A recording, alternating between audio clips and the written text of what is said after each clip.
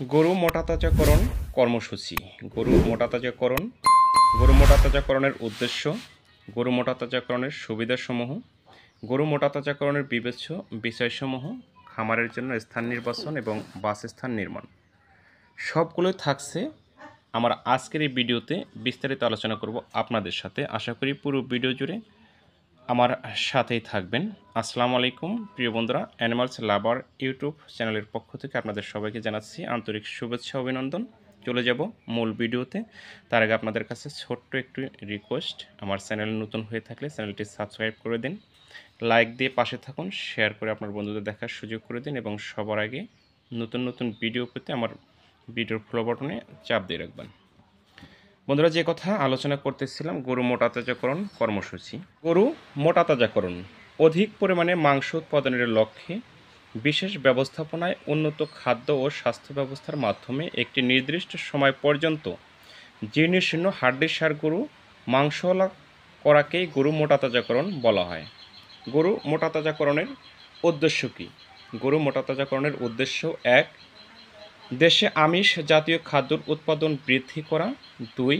আত্মকর্মসংস্থান সৃষ্টি করা এবং বেকার যুবকদের উৎপাদনশীল কর্মকাণ্ডে সম্পৃক্ত করা।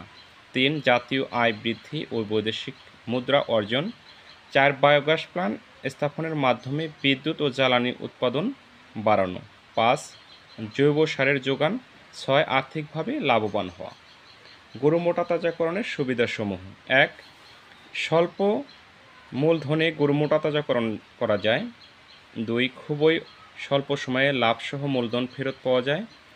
নাম্বার 3. স্থানীয় বাজার থেকেই গরু ক্রয় বিক্রয় করা যায়। 4. স্থানীয়ভাবে প্রাপ্ত দ্রব্যাদির সাথে বাড়ির উচ্ছিষ্ট খাদ্যদ্রব্য গরুর খাদ্য হিসেবে ব্যবহার করা যায়। 5. গরু এবং প্রয়োজনীয় উপকরণ সহজেই পাওয়া যায়। 6. আর্থিক ঝুঁকি কম। এবং 7.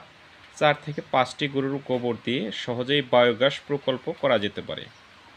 গরু মোটাতাজাকরণের বিবেচ্য বিষয়সমূহ: 1. বাসস্থান নির্মাণ। 2. গরু নির্বাচন। 3. কৃমিনাশক ও রুচিবর্ধক ওষুধ খাওয়ানো। 4. সুষম খাদ্য প্রদান। 5. স্বাস্থ্য ব্যবস্থাপনা। 6. বাজারজাতকরণ।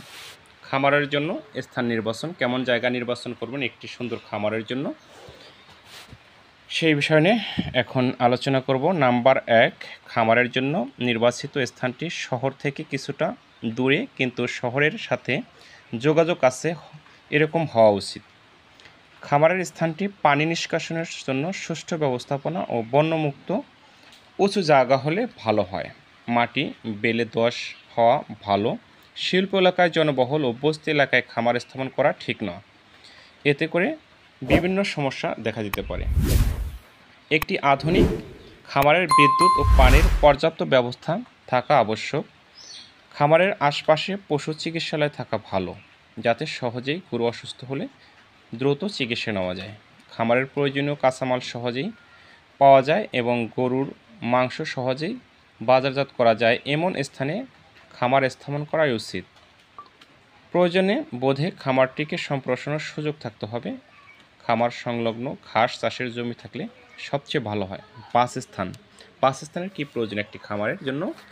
বিভিন্ন প্রকার প্রাকৃতিক দুর্যোগ, রোদ, বৃষ্টি, ঝড়, বন্যপ্রাণী, পোকামাকড় প্রভৃতি থেকে পশুকে নিরাপদে রেখে উৎপাদন উপযোগী আরামদায়ক যে গৃহ নির্মাণ করা হয় তাকে বাসস্থান বলা হয়।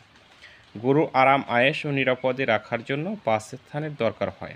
বাসস্থান বিজ্ঞানসম্মতভাবে তৈরি করা প্রয়োজন। স্বল্প মূল্যে বাঁশের খুঁটির উপরে টিন অথবা বাঁশ সোনের ছাউনি ও বেড়া দিয়ে ঘর নির্মাণ করা যেতে পারে। মেঝে পাকা হলে ভালো। প্রিয় খাদ্য: প্রতি বছরে প্রায় 6 লক্ষ মেট্রিক টন গরুর মাংস উৎপাদন হয়। এর পুরোটারই উৎস গ্রামীণ উৎপাদন ব্যবস্থা। বাংলাদেশের গরুর মাংস উৎপাদনের কোনো বৈজ্ঞানিক পদ্ধতি খামারি পর্যায়ে নেই।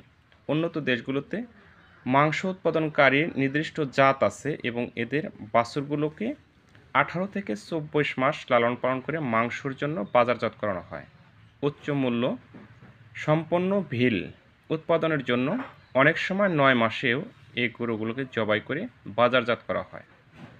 এ ধরনের মাংস উৎপাদন পদ্ধতি বাংলাদেশে সম্পূর্ণভাবেই অনুপস্থিত এবং মাংস উৎপাদনকারীর জাতও পাওয়া যায় না।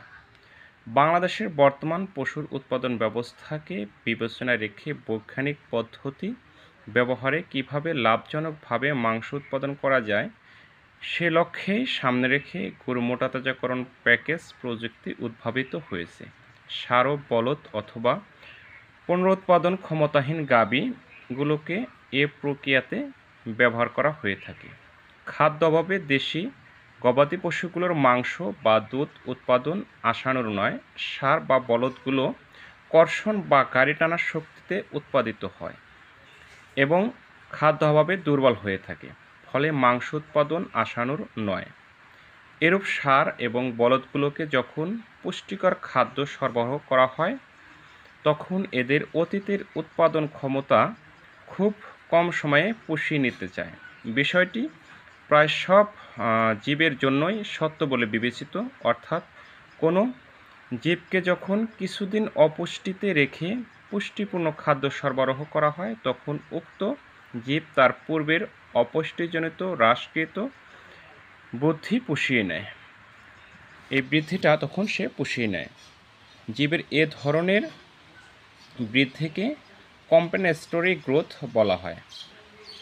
অপুষ্ট এবং দুর্বল গরুগুলোকে উন্নত পুষ্টি ও খাদ্য স্বল্প সময়ে যে শরীরের বৃদ্ধিপ্রাপ্ত হয় তা লাভজনক মাংস উৎপাদন পদ্ধতি হিসেবে BLRI এর গবেষণায় বিবেচিত। আজকের মতো এ পর্যন্তই। কেমন লাগলো আজকের ভিডিওটি অবশ্যই কমেন্ট বক্সে জানাবেন। কথা হবে পরবর্তী কোনো ভিডিওতে অন্য কোনো বিষয় নিয়ে। আজকের মতো এ পর্যন্তই। আল্লাহ হাফেজ।